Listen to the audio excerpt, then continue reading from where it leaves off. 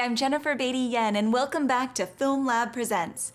Today we have something a little different for you. Normally we offer fictional comedies and dramas to entertain you, but today we're gonna go all Access Hollywood on you and take you to the red carpet at the Asians on Film Festival in Hollywood, where actor Kelvin Han Yee, you've probably seen him on TV or in the movies, is going to interview a panel on the rise of women in entertainment.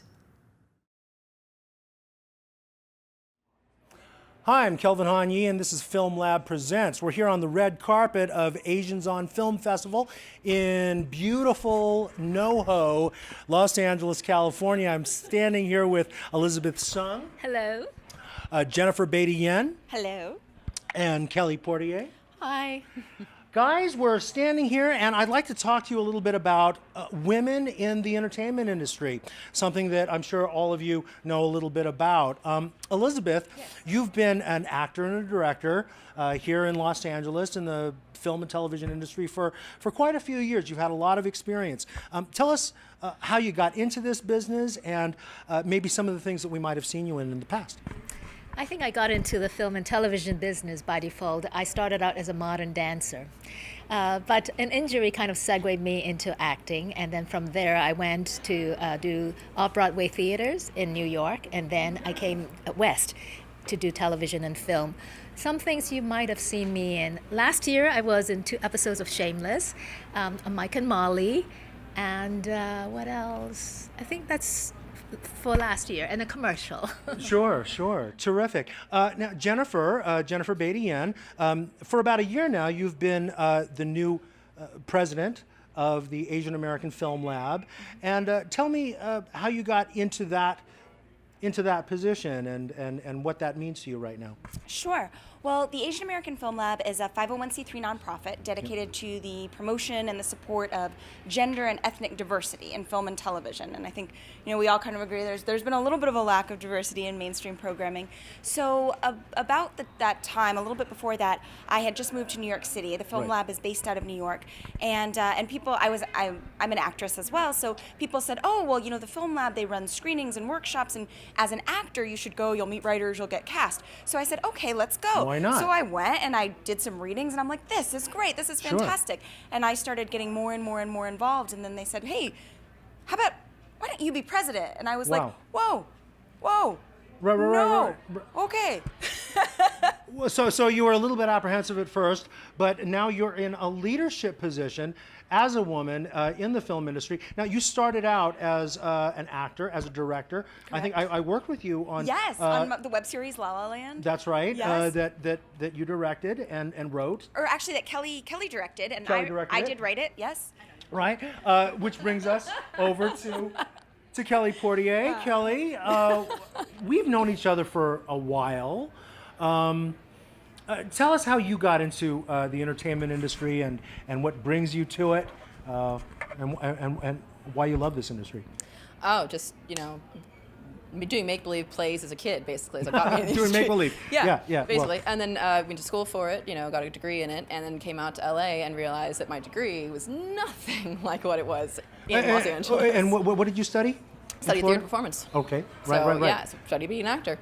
And then you come out here and you realize what you study is a whole world away from what is actually done and the actual business. And you have to study again and relearn again. So joined some theater companies and ended up doing some acting and then ended up stage managing and doing little bits here and there. Sure. And then actually the way I got into directing is because I was writing a play and I asked Jen and another friend of ours to do my reading, and Jen thought I had such a good command of that. A storytelling sense, yeah, let's say. That she actually asked me to direct her first web series. And a great job that you did with that. You're directing a web series now, right? Tell us a little bit about that. What is that? It's called Vanity. It's actually, we just aired our first episode of our final season last night. Now Vanity is a certain genre. Divanity is a sort of a play on a genre of television. It is a soap genre. It's a soap opera. It is a nighttime soap opera. It's Dynasty, it's Dallas, it's catfights, it's madness. We have a pool every season, let's put it like that. And there's always people going into being thrown into it in one way or another. Wow. So Kelly mentioned that the industry was quite different from what she was prepared for in school. You, having worked in this industry for a long time, was it different from what you expected? Very. When I first started, most of the parts that I got were non-spoken, no lines at all. No lines at all. That's where I started, and there were not a whole lot of leading acting roles for both Asian Pacific male and female. So there's no role model. Right. So I didn't know where to look in terms of to believe that one day I could be on that big screen. But the industry has changed a lot, and I'm so glad that Kelly and Jen is doing such wonderful job in terms of changing the landscape. Sure. Jennifer, she mentioned that there were no role models when she was coming up. Did you feel the same way? And what's wrong with that? Is that a bad thing to not have role models for our community? Absolutely. Why? Because what it does is the mainstream media, it can, if all we see is one particular race, it can perpetuate stereotypes, often negative stereotypes. Absolutely. And it can also perpetuate the misperception of non-white people as the quote other, as Sure, non-American, as not belonging. You know, the Film Lab runs a filmmaking competition every year, and we have a production arm to produce content. And we brought in one of the female filmmakers, actually, who won the competition in 2012. And we said, why did you become a filmmaker? And she said, well, you know, I became a filmmaker because when I was growing up, I didn't see faces like mine on television or in the movies, and it made me feel very alone. It made me feel like I was a guest in my own country, like I belonged nowhere. And so what we're trying to do now is to change that, because media is power, film is power, television is power. And if we can create the diversity that is our country on the screen, we can, you know, create a very happy world for little children like that girl. I know that, Elizabeth, we talked a little bit before about some of the people that you saw leading the way, breaking down doors, breaking through glass ceilings or bamboo ceilings, as it were. Can you speak a little bit about that? Some of the people that inspired you throughout the years? Well, I have to say, Kelvin, you're one of those people that inspired me. When you were the lead actor in The Great Wall, up till that moment, I have not seen an Asian Pacific young actor being the lead actor, telling that story on a big screen. It influenced me so much. And then later on, we have Joan Chan, we have John Lone, we have more and more. And then I begin to feel like I can dream bigger. I can do this when I see role models up there doing it. And when we have Ang Lee, you know, winning all those amazing awards, I said yes. Justin Lin, you know, and all these upcoming like Asian Pacific new filmmakers, and as well as Kelly, like female directors, and Jen, like writer, producer. It really inspired me to work harder, saying that this is possible. Fantastic. Kelly, we're talking here about inclusion and diversity. You're a woman coming into kind of a male-dominated industry. Whenever I'm on a set, I see a lot of women in support positions, but I don't see a lot of women, for instance, as department heads, unless they're, you know, makeup, you know, hairdressing or something like that. Tell me about what inspires you and where you see yourself going, what kind of an industry you see yourself going into. Well, actually, it's really funny because I was thinking about this the other day because I was watching all these different movies. Actually, I was watching Point Break. I'm not going to lie. And I was thinking... You were watching Point Break. I was. It was hilarious. All right. No, it's great. It's a lot of funny. Yeah, it's a funny film. But did you know that Catherine Bigelow did Yes. Point Break? Yes. That was her first film. That was her first film. So, you know, and of course, ever since Catherine Bigelow won the Oscar, I've just been like so inspired by the fact that, as growing up as a child, I had never seen a woman win an Oscar for anything other than an actress. Right. Or maybe costume, you know, or maybe makeup. And that is all you ever see a woman on stage for when they're winning Oscars or winning awards of some kind. Nothing wrong with those awards, but seeing her get up there and accept the Best Director for a war film. Sure. And then going back and looking at her resume and seeing that the predominant part of her resume has been action movies and male-centered driven action movies was just sort of a wake-up call for me, because I love action, I love stunts, I love doing stunts, I love performing them and choreographing them.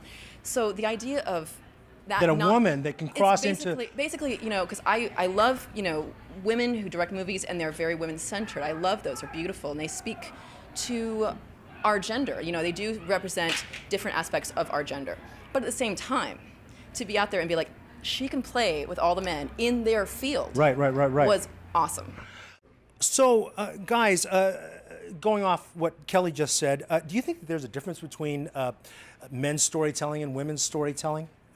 Is there a difference? And why don't you see more women in leadership positions in this industry? Jennifer, as the new president of the Asian American Film Lab, how do you speak to that?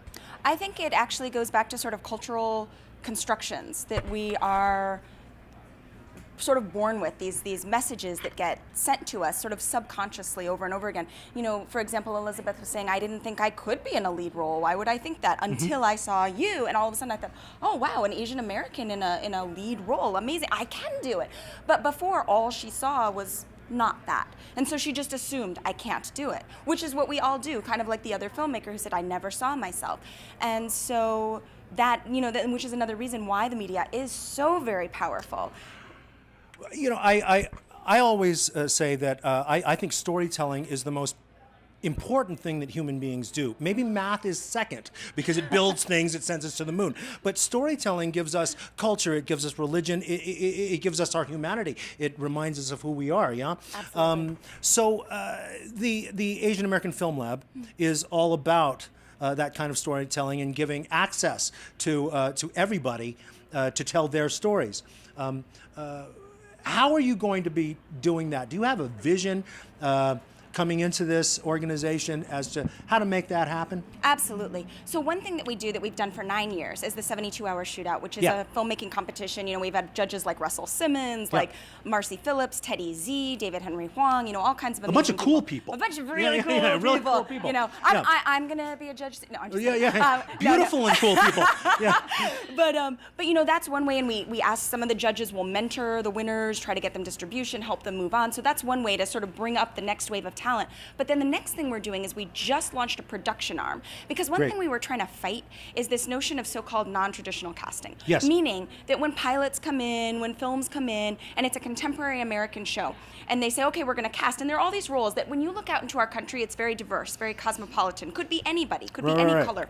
But the default casting always seems to be white. Right. And when a person of color is cast, it's like non-traditional. Oh, it's the special. So you're talking about the lawyer or the doctor or the construction worker or whoever it may be. Whoever. Right? And so we got a little tired of complaining about it, and we decided to put our money where our mouth was. So we launched our own production arm, AAFL TV, and we started producing web content where we tried to take gender roles and race roles and break them. Just turn them on their heads and make sure everything was very diverse and very, just play with racial and social constructions and all kinds of things.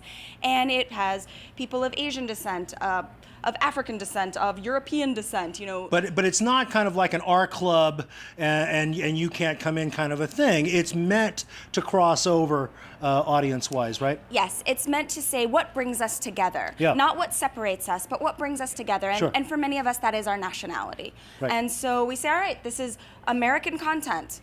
And America is a very diverse place, and let's celebrate that diversity. Let's be proud of that diversity.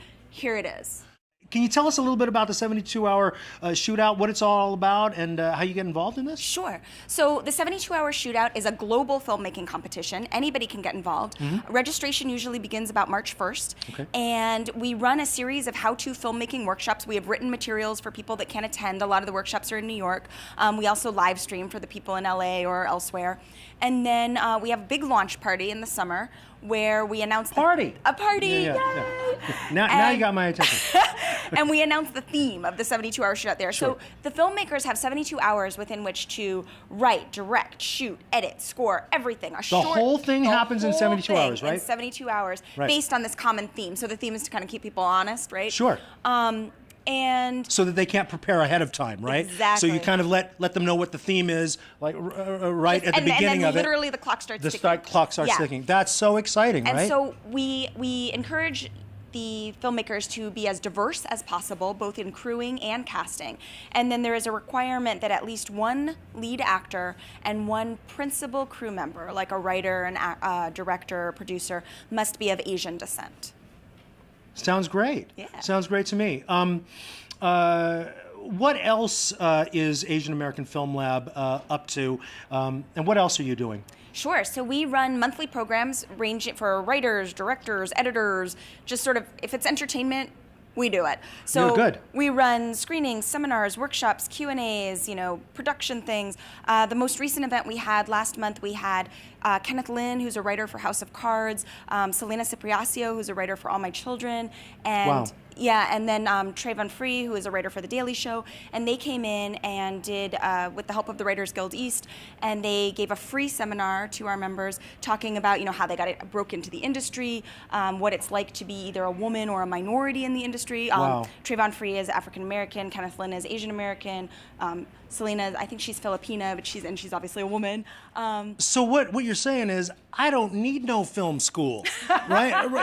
Because We've got the Film Lab. Right. It seems Exactly. like you've got all of the tools And we that just people lost need. our school sponsors. Oh well, okay. Schools. kidding. We need sponsors out there. Education is important. And Jennifer School is cool. Jennifer was just talking about taking the power of the filmmaking industry and putting it into your own hands. I always feel like a lot of the film industry is tied up. The corporations own the distribution, they own the theaters, but that's changing, isn't it? Oh, yeah. A lot of content is going online and different platforms. What do you see as being the future of storytelling and how we tell stories in film and television? Oh, it's so much more fluid now. It is Okay. amazing. I mean, literally anybody with a camera and a computer Right. can make a movie. Now, mind you, that's not always a good thing.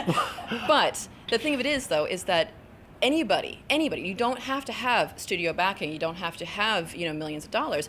You can have $500 and a camera and some dedicated crew. And make it happen and tell a story. And you can make really interesting stories. Sure, It sure just you has can. to be a good story. I think that's maybe the misconception on the internet these days. You Uh-huh. can put any video up and it'll be amazing.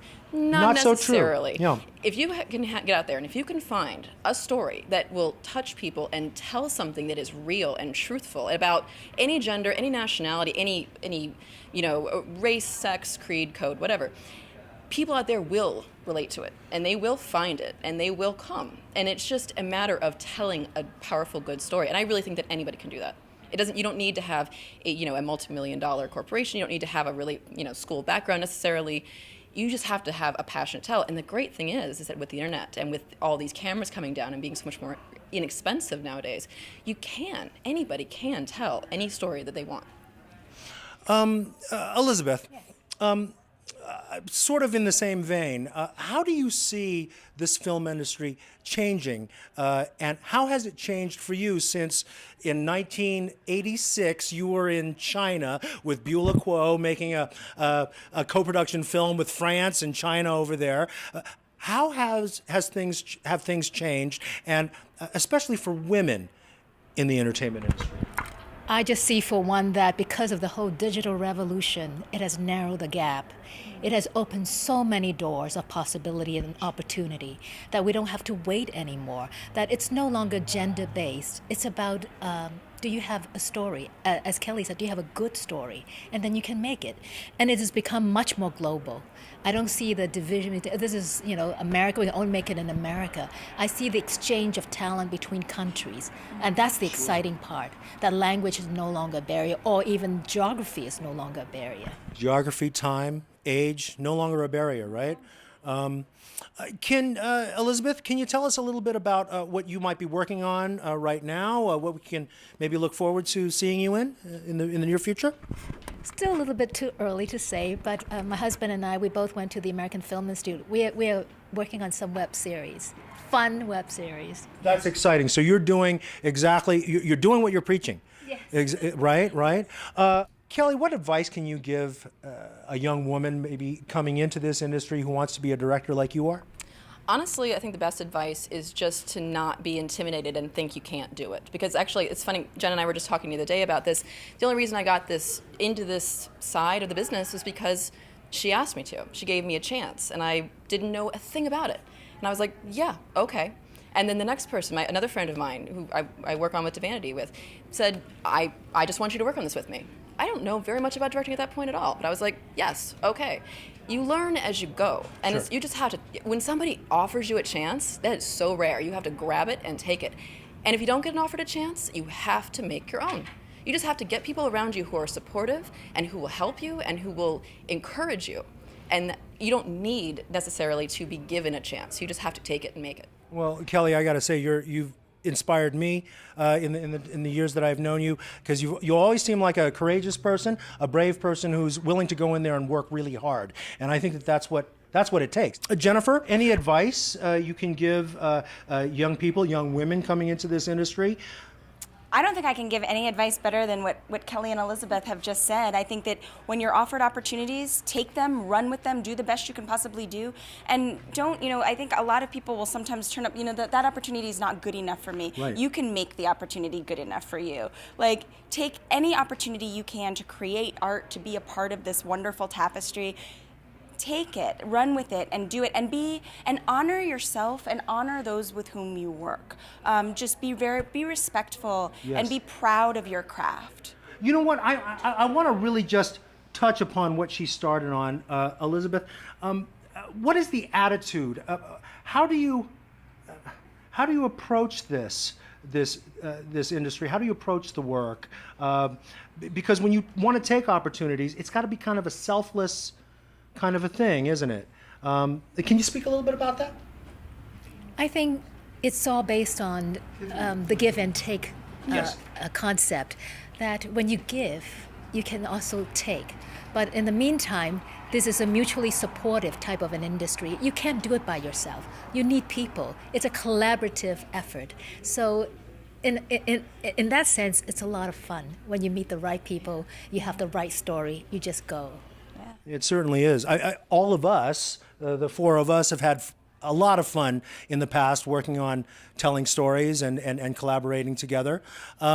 Jennifer, let's just close this up by telling people how they can get involved with the 72-hour shootout, and also some of the things that we can expect in the next year from Asian American Film Lab. Absolutely. So March 1st, you can go online, www.film-lab.org, and you can start registering. We'll have early bird registration opening up March 1st for the 72-hour shootout, and compete, come out, come to the festivals and do it. It's so much fun. And then the other thing is the new production arm. Please tune in on March 5th when Film Lab Presents premieres. Submit your own stuff for Film Lab Presents. We'd love to see it. Maybe we can air it. It would be amazing. We really, yeah. No, where can we tune in to Film Lab Presents? So it'll be on, depends on your provider, but it's Channel 25 for Verizon Fios. I believe it's Channel 22 on Cablevision. And we'll be posting it all on facebook.com/AAFL TV. And that's the fan page for the television, the production arm. And then if you have any questions, you can always email us, info@film-lab.org. And yeah, just tune in, because just by watching the show, or even just telling the network that you like it, that you're happy, that you're glad to see diverse faces, will be very, very meaningful. Because the industry is very risk averse. There is this sort of misperception that if a show stars a person of, say, Asian descent, that it won't do well. And so we really need you. We really need everybody to watch the shows, enjoy them. It's fun. It's a fun thing to do. But just by watching it, just by enjoying a good show, you've made a statement. And in a small way, but a very, very meaningful way, you are changing the fabric of American society for the better, which is huge. Thank you so much. That was very inspiring. You have all inspired me so much, and I appreciate you talking with us. Once again, thank you, Jennifer Beatty-Yen. Thank you, Kelvin. Elizabeth Sung. Thank you, Kelvin. And Kelly Portier. Thanks, Kelvin. And I'm Kelvin Han Yee. And this is Film Lab Presents, and we're coming to you from Asians on Film Festival. See you next time. I hope you enjoyed this week's episode of Film Lab Presents. I'm your host, Jennifer Beatty-Yen, joined by our on-location host, Kelvin Han Yee. And we hope you'll join us again next week for another episode of bold, innovative, and deliciously diverse entertainment. Remember, you can tweet us at ASAMFilmLab using the hashtag FilmLabPresents, and let us know if you liked this kind of different news and interview style programming, or if you'd prefer that we stick with the fiction.